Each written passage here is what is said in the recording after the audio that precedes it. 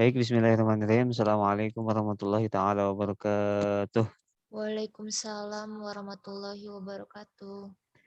Alhamdulillah, anjala sakinata fi qulubil mu'minin liyazdadu imanan ma'a imanihim walillahi junudus samawati wa aliman hakim wa qala rasul talabul ilmi faridatun ala kulli muslimin wal muslimat.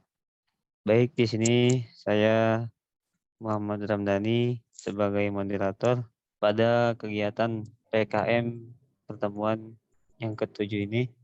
Sebelum kita mulai PKM pertemuan yang ketujuh ini, alangkah baiknya kita membaca suratul Fatihah terlebih dahulu agar kegiatan PKM pada malam hari ini berjalan dengan lancar sampai dengan selesai. Ala hadiniyah wa li kulli niyatin sholihah wa ila hadratin Nabi Mustafa Muhammadin sallallahu alaihi wasallam. Al-Fatihah. أعوذ بالله من الشيطان الرجيم بسم الله الرحمن الرحيم مالك يوم الدين إياك نعبد وإياك نستعين اهدنا الصراط المستقيم صراط الذين أنعمت عليهم غير المغضوب عليهم ولا الضالين آمين. Baik, adapun selanjutnya langsung saja ke pemaparan materi. Materi yang pertama yang akan dipaparkan atau dijelaskan oleh teman saya, yaitu Saudari Laila Nur Sapitri. Kepada Saudari Laila Nur Sapitri, saya persilakan dengan segala hormat. Baik, terima kasih kepada moderator. Bismillahirrahmanirrahim. Assalamualaikum warahmatullahi wabarakatuh. Baik, di sini saya akan menjelaskan tentang kisah penyakit taun zaman Rasulullah. Dari Hafsah binti Sirin bahwa ia mengatakan Anas bin Malik radhiyallahu anhu bertanya kepadaku, "Yahya meninggal karena apa?" Aku katakan karena taun, penyakit menular. Anas berkata, Rasulullah SAW bersabda, taun adalah kesyahidan bagi setiap muslim. Dari Usama radhiyallahu anhu bahwa Rasulullah SAW bersabda, taun adalah wabah yang dikirim kepadaku satu kelompok dari Bani Israel atau kepada orang-orang sebelum kalian. Jika kalian mendengarnya di suatu negeri, maka janganlah kalian mendatanginya. Dan jika taun menjangkit suatu negeri sementara kalian di sana, maka jangan keluar untuk menghindarinya. Abu Nadar berkata, jangan ada yang membuatmu keluar selain untuk menghindarinya. Hadis riwayat Al-Bukhari. Selain saat zaman Nabi, penyakit taun zaman Umar bin Khattab juga terjadi. Kala itu Umar bin Khattab menahan diri memasuki negeri Syam.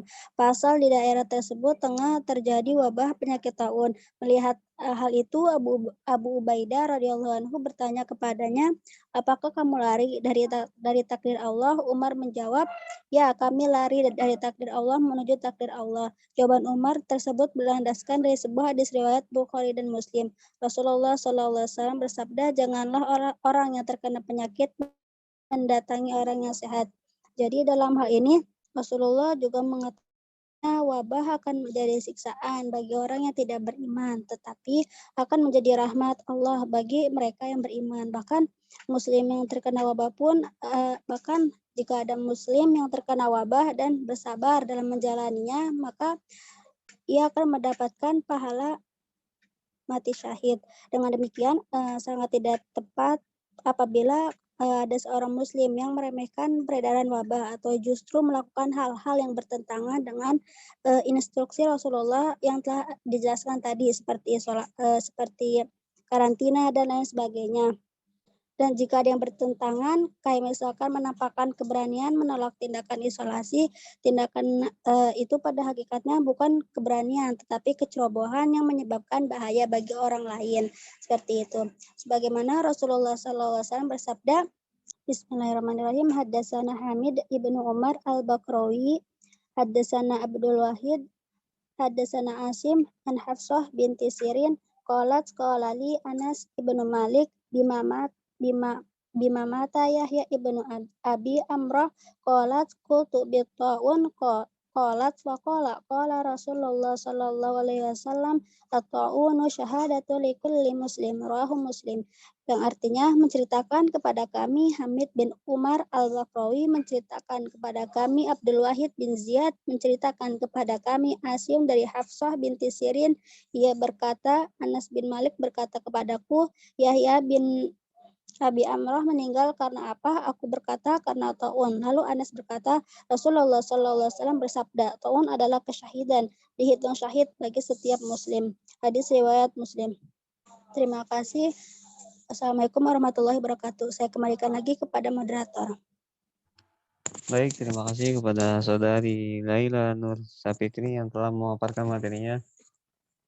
Adapun pemateri yang kedua yang akan dipaparkan oleh Saudari Lala Halimatunisa kepada Saudari Lala Halimatunisa, saya persilakan dengan segala hormat. Assalamualaikum warahmatullahi wabarakatuh. Perkenalkan, nama saya Lala Halimatunisa. Di sini saya akan melanjutkan pemaparan yang telah dijelaskan oleh Saudari Laila. Yaitu yang selanjutnya ada syarah hadis. Ibnu Hajar al-Asqalani memaparkan perbedaan pendapat mengenai penyebab orang yang mati syahid disebut syahid. Di antaranya yang pertama, pendapat An-Nadr bin Shumail, yaitu karena orang yang mati syahid pada hakikatnya dia itu hidup, seakan-akan ruhnya hadir dan menyaksikan. Lalu yang kedua, pendapat Ibnu Al-Anbari, karena Allah dan malaikatnya bersaksi bahwa surga diperuntukkan baginya. Lalu pendapat yang lainnya, karena saat ruhnya keluar, dia menyaksikan banyak karomah untuknya, atau dia menyaksikan keselamatan dirinya dari api neraka, atau saat kematiannya dia tidak menyaksikan apapun kecuali malaikat rahmat, atau karena pada hari kiamat dia menjadi saksi diutusnya para rasul, atau malaikat bersaksi akhir yang husnul khotimah baginya, atau karena Allah bersaksi niat baik dan keikhlasannya, dan lain sebagainya. Lalu Ibnu Hajar juga menyebutkan beberapa hadis yang menjelaskan macam-macam kematian yang termasuk ke dalam syahid. Yaitu yang pertama hadis Abi Malik al-Asy'ari secara marfu, yang artinya siapa yang mati dibanting oleh kuda atau unta miliknya, atau mati disengat serangga, atau meninggal di atas tempat tidurnya, atau segala bentuk kematian dikehendaki Allah Ta'ala, maka dia syahid. Lalu yang kedua yang disahihkan Daruqutni dari hadis Ibnu Umar, yang artinya matinya orang asing atau tak dikenal adalah syahid. Lalu yang selanjutnya yang ketiga, riwayat Ibnu Hibban hadis Abu Hurairah, yang artinya barang siapa yang mati terikat dia mati syahid. Lalu yang terakhir, riwayat At-Tabrani dari hadis Ibnu Abbas secara marfu, yang artinya seseorang yang mati di atas tempat tidurnya di jalan Allah adalah syahid. Ibnu Atin mengatakan bahwa jenis-jenis kematian di atas adalah bentuk keutamaan dari Allah atas umat Nabi Muhammad SAW, yaitu sebagai penggugur dosa dan tambahan pahala yang menyamai derajat para syuhada. Ibnu Hajar mengomentari bahwa kematian yang terhitung syahid di atas tidaklah sama tingkatannya. Hal ini berdasarkan hadis Amr bin Al-Anbasah. Sesungguhnya Nabi ditanya, jihad apakah yang paling utama? Nabi bersabda, siapa yang melukai kudanya dan mengalir darahnya, atau yang dimaksud itu adalah perang di jalan Allah. Kemudian Ibnu Hajar membagi syuhada atau orang-orang yang mati syahid menjadi dua. Yang pertama, syahid di dunia dan akhirat, yaitu dia yang berperang di jalan Allah dengan ikhlas dan tidak lari dari medan perang. Yang kedua, syahid di akhirat, yaitu kematian-kematian yang telah disebutkan di atas, mereka diberikan pahala seperti pahala para syuhada atau orang yang mati berperang di jalan Allah, namun tidak berlaku hukum-hukum mereka di dunia. Lalu Ibnu Hajar mengutip hadis marfu riwayat Ibnu Majah dan Ahmad, yang artinya, para syuhada dan orang-orang yang meninggal di atas tempat tidurnya berselisih perihal orang-orang yang meninggal akibat wabah taun. Maka dikatakan, lihatlah pada luka-luka mereka, apabila menyerupai luka orang-orang yang gugur berperang di jalan Allah, maka mereka atau orang yang meninggal akibat wabah taun dihitung bagian dari mereka dan bersama mereka. Atau orang yang gugur berperang di jalan Allah karena persamaan luka mereka. Lalu yang selanjutnya, yaitu pelajaran yang dapat dipetik dari hadis. Di antara rahmat Allah Subhanahu wa Ta'ala atas umat Nabi Muhammad SAW adalah menganugerahkan kematian yang menyamai derajat para syuhada. Di antara kematian tersebut adalah orang yang meninggal karena suatu wabah. Sekian materi yang dapat saya sampaikan, kurang lebihnya mohon maaf. Saya kembalikan lagi kepada moderator. Baik, terima kasih kepada Saudari Lala Halimatunisa yang telah memaparkan materi. Adapun selanjutnya kita buka sesi tanya jawab. Sesi yang pertama, kita buka satu pertanyaan terlebih dahulu. Baik, kepada teman-teman, apabila ada yang ingin tanyakan atau dari pemaparan yang telah dijelaskan oleh rekan kami yang kurang jelas, silahkan ditanyakan. Bisa ditanyakan lewat kolom komentar atau bisa langsung. Silakan kepada teman-teman, apabila ada yang kurang paham atau kurang jelas, bisa ditanyakan